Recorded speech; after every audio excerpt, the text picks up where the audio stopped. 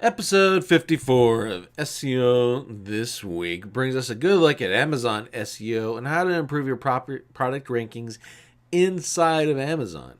Competition analysis for both PPC and SEO. A little bit more about some Facebook ads, some SEO tools, and even a couple pieces on copywriting and conversions. All this and more on episode 54 of SEO This Week.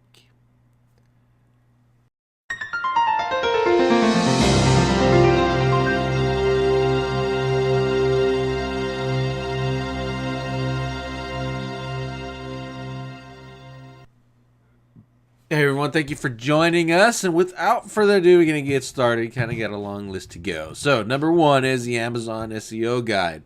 This published over at Search Engine Watch is actually really good.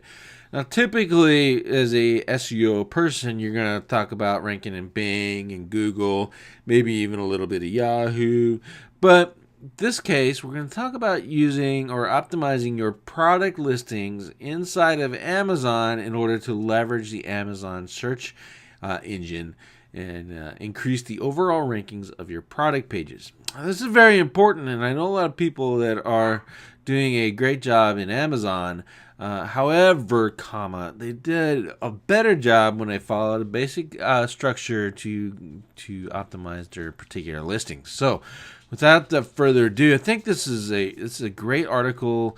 I personally don't sell on Amazon, but I know a lot of people that are doing FBA and kind of follow this along and pass these with the or along the same or pass these tips on to me if I was going to take on that thing. So what we're going to look at basically is a product pricing, the search terms, the range of selection, i.e. the colors, product availability, sales history, customer reviews, and click volume. All of those things are basically what they've figured out is helping you. So, performance-based ranking factors include conversion rate, optimizing your images, what is your pricing in compared with everyone else. Let's see, some more relevance, especially the product listing title, brand description, the line of the product, the color, materials, all that stuff takes as a factor, and brand bullet points. Use bullet points versus paragraph descriptions. In their testing, those have actually shown to help increase conversion. So if you're converting more, you're going to rank higher because you're selling more and you're doing better on Amazon, right? So use bullet points. There's a whole bunch of other stuff in here, especially that I think you're gonna like. Doesn't take a whole lot of time to read this, but I can imagine if you are selling on Amazon, and you're doing that or any of the FBA stuff, that you can take one or two of your listings and test these concepts out and see how it works for you. My guess is, based off of the information I know from the people in my mastermind that are doing FBA, that all of this stuff is correct, and it's going to actually help you significantly. The next is HubSpot, is how to start a competitive analysis. And there's a free kit here. You can download it. The download link's after the third paragraph, so sign up for that. I will warn you, though, the download form, you have to give the name and identification number of your firstborn. It's a little bit long and needy on the tooth, but then again, you can get the download here, and you can get a zip file. It's pretty good.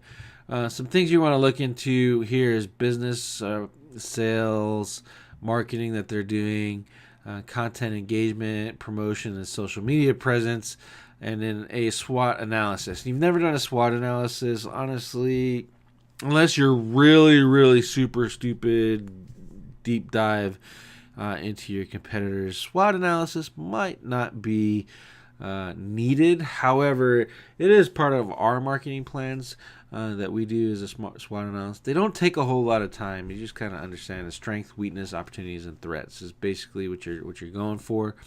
You can find tons of articles and tell you how to do them, but they are helpful, especially in your market research portion of your work. So you want to do one on you, your business, and then you want to do one on the competitors. Just as a matter of course. All of this stuff is inside of the download. The article here, it's actually pretty short. You're probably going to have to find some supporting articles if you've never done a competition analysis before, but the tips inside of the download are pretty helpful as well. John Loomer brings us a thing on dynamic creative ads for Facebook. So basically what they did is, you can change if this meets that, or you set up dynamic content on a website. If I'm searching for X and I come to the website is optimized for X. Or you can do all kinds of other stuff. So basically what was happening here is in ads, people were setting up A/B tests. So they set up one ad, one convertive, one picture kind of thing, and creating 30 different ads, running money to those 30 different ads, and then seeing which one works and kind of eliminating the thing. Dynamic creative allows you to set up a whole bunch of functions inside of one ad. So in this case, like 30 images or 10 videos, and then a whole bunch of different text blocks variations, a whole bunch of different ad or headlines, and then multiple descriptions inside of one ad. And it'll rotate through, and then you can kind of pick the winners and losers from there inside of this thing. There is a special way to get to these ads, so if you don't see them in your account listed, you need to come to this post, follow the directions to get to the dynamic creative options, and then you're off to the races. Again, here you need 5 headline variations, 10 images or 10 videos, 5 text variations, 5 description variations, and 5 different variations on your call to action button, and you're good. So it's something worth checking out and seeing if you can leverage that. It might also solve a problem that a lot of people are having, is if you're running the same ad to the same service or product, eventually people kind of get blind to it. Now you have these 10 different images that can grab their attention, and you're saying 5 different things, or whatever that combination comes up to inside of the text areas, that will make it fresh and kind of eliminate the banner blindness that you're going to get a lot inside of Facebook. Just because, people are there to watch cat videos, you want to get their attention. And I think these dynamic creative ads are going to help you do that. Next is clicks.com, is how to carry out effective PPC competitor analysis.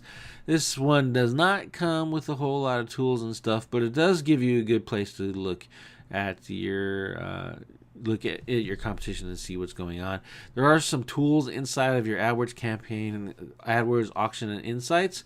Specifically, SpyFu kind of pulls that in for you. So if you want to get a subscription there, you can do it as well. And then what runs where is a little bit more expensive than SpyFu though. So just kind of give you a warning on that. But the data is inside the AdWords itself. So I would just be a little bit more careful with using that, because SpyFu pulls it all together for you, and whereas the AdWords doing it yourself for free, you kind of have to know. But there is a action script inside of here given away. Brain Labs created it. You can look inside the AdWords auction paragraph, and you'll see the link to download that to kind of help you out a little bit. But again, I think SpyFu and even SEMrush will help you do a little bit more competitor analysis as well. SpyFu is one that I've used. I like it. You can kind of rip off. Also, there's SEMrush, as I mentioned, and iEspionage that can do the competitor analysis too. So plenty of options to look at. We go to OK Dork. It's by Noah Kagan. It's sales tips for your business and daily life. This is actually a thing on how to communicate effectively, specifically when you're using email. You can do this for cold email, sales emails, etc. What I found is their examples are driven specifically towards AppSumo and SumoMe and promoting those products. So you have to kind of take the points out. There is no cold email templates for you to use in here. but there is a download link to get the 5 cold email templates that they use to grow sumo.com. Just to kind of get the juices flowing inside of your thought process. But you see the tips here. There is 5 tips. I like this post. It's actually pretty good, especially considering we do a lot of cold outreach ourselves. Next, we go on to Bright Local is 5 reasons why Bing is still important to your SEO strategy. Really, there's only one. To me, the competition is lower. It's a little bit less work, and you still get traffic. And then the second one, it's not listed in here, is that Bing has been proven to Bing users actually spend $500 more in certain markets than they do in others, namely in fashion, electronics, and that kind of stuff. I think we covered that, if not last week, the week before in SEO This Week. You might want to look at that up. The exact numbers and the niches that are getting more play dollar-wise from users than they are in Google. So the other 5 reasons that they give, or 4, is cheaper. Bing is much more transparent about the ranking factors, Bing Places, and Webmaster Tools, and the tools that you can get inside of there. So check it out. This is a good article, and don't forget the Bing. Next, we go to Distill. It's the SEO Apprentice Toolbox geared up for analysis. What this is kind of just gives you some ideas for a tool. There's a Chrome plugin right off the bat. It's a Page Insights. I installed it. I never saw it. I like it. It's actually pretty cool. It kind of works hand in hand with SERPworks for me now, and it kind of points out some notices, especially if I'm doing some on page, going page by page. I can open that up, fire it up, and see some things that I need to pick or fix really quick and get some easy wins from. There's some other tools that do that, but again, I use SERPworks and I use now Page Insights. These two tools together. I think you'll enjoy that. Analyzing page performance, they recommend web page test. I'll tell you right now, if you're not used to looking at the complex nature of page speed optimization stuff, webpagetest.org is a little bit heady for you guys, and you might not find it useful. What you can use is Pingdom, which Pingdom's page speed is the speed that the users are actually seeing.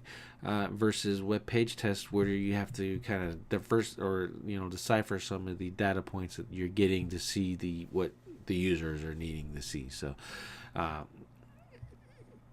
just be aware of that. It's a good tool.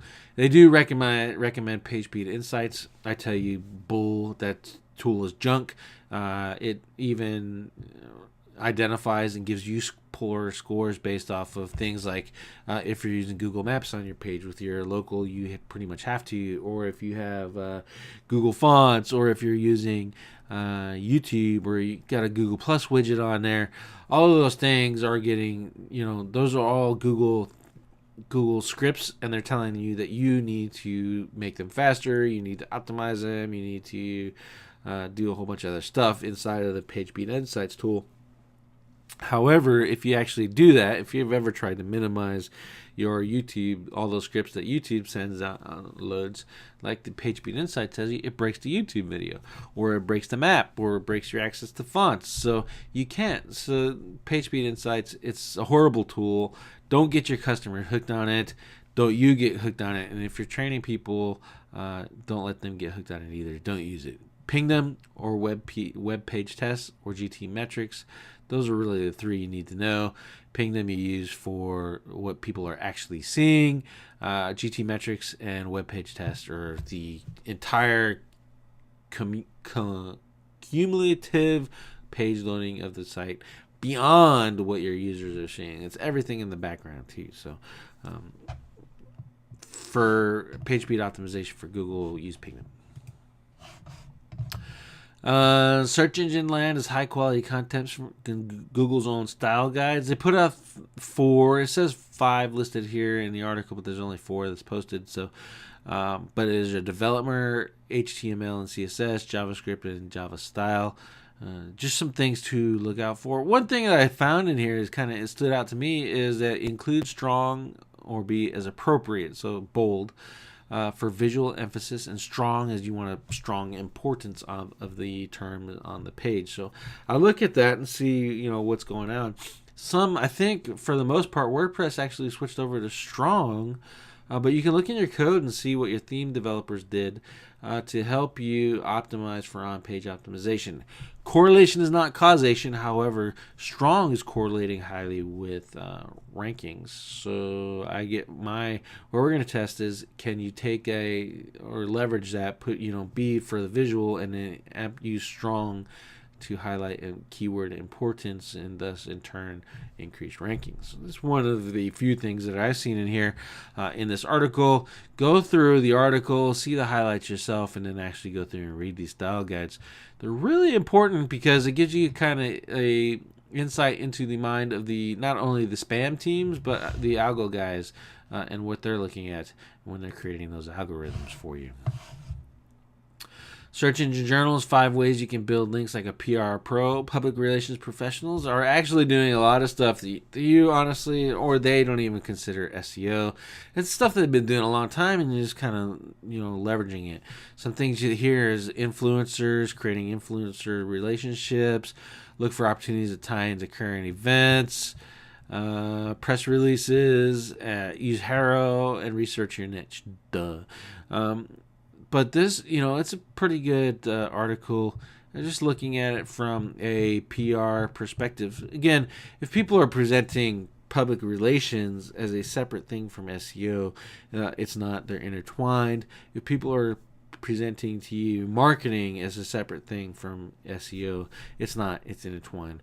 Marketing and public relations are the broad term, if you want to use it, and then SEO is the long tail search result that you're looking for as a way to kind of do both of those tasks at the same time. And then PR and marketing are in much the same thing as well, whereas PR is more about highlighting your brand, and marketing is kind of selling. So that's really the only difference in the two. I've got a master's degree in marketing, and I'm working on my master's degree in public relations. So, they both carry over very well, very much when you're thinking about it that way, and they both help your SEO at the same time. Search engine land. Yext begins a verticalized local business listings and syndication with Yext for food. If you're not a Yext fan, I really, really strongly suggest you look at it. And we use it. It just makes things a lot easier. Sure, your SEOs can tell you, oh, why are you going to pay that? You can pay one guy to do it once, and then you do it. But you kind of miss out on a lot of things that people are using now inside of these databases of information to enhance your listing that you get with Yext. How you adding videos, multiple backlinks, and now you can do such things as add your menus, and there's even new platforms that are available to restaurants. So honestly, check it out. If you don't want to get the Yext thing, you don't want to manage it yourself, then which is $1,000 for not even all of the stuff that you can do that I can do as a reseller, and I can provide you all of those tools for half the price of the Yext gives, because I am a reseller. So check it out. Reach out to us here over at Digitaleer.com if you want to finally get around all those messages. Build your listings out with some cool guy stuff, and then take advantage of those new things that they're releasing in the new platforms. I think you're going to like it. Next is the ConversionXL.com is using dual process theory for higher conversions. Now, if you are into testing and copywriting, this is really good post for you. It kind of give you another book to read too, as it did with us. Systems 1 and 2, 2 ways your mind thinks. And delve into this, and I think it's pretty good. It's written from a designer's perspective. However, web design cannot exist without copywriting, and copywriting cannot exist without web design on the online stage. So this is really for both of those. So if you're interested in copywriting, ignore the fact that it's designed or written specifically for web designers. But I think that you'll learn a lot. You'll get a good book to read out of it. I know I did. And you get some new perspectives on things that you can kind of change in your copywriting and the subsequent web design that supports that copywriting to increase your conversions. And then finally, we're going to end up with Yoast. It's basically what a spider trap is it's an indefinite loop that Google just, or the bots or whatever bot you want to use, will kick off and just kind of find URLs, new URLs over and over and over again. Most notably for us, we noticed that the e-com sites do that because it changes and creates dynamic URLs for different functions, features, users, etc., depending on their pages. So that's something that you need to look at.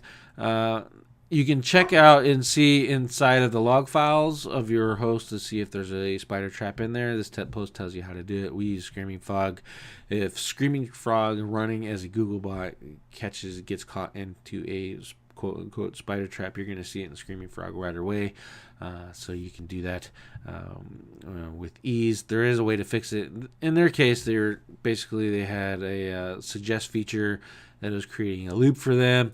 They just addressed it with the robots fix. But in the ecom case, some of that might not be possible. So you're gonna have to look in for your CMS specific things to see it. This is a big deal, and it can hurt your rankings if the bots get lost in your website. So I would check it out. Check out the article first, and then go fire up Screaming Frog, and then see what happens. If you don't have a paid version of Screaming Frog, which probably you're going to need, especially because of the amount of URLs that this thing will create, then go ahead and get that, or find someone that does. We can do it for you at Digitaleer too. We have a paid version. Just hit us up on the contact us form that you'd like to run your site on Screaming Frog to see if you have a spider trap issue, and we can knock out that for you free of charge. It's no big deal. All right, that's it. SEO This Week, episode number 54.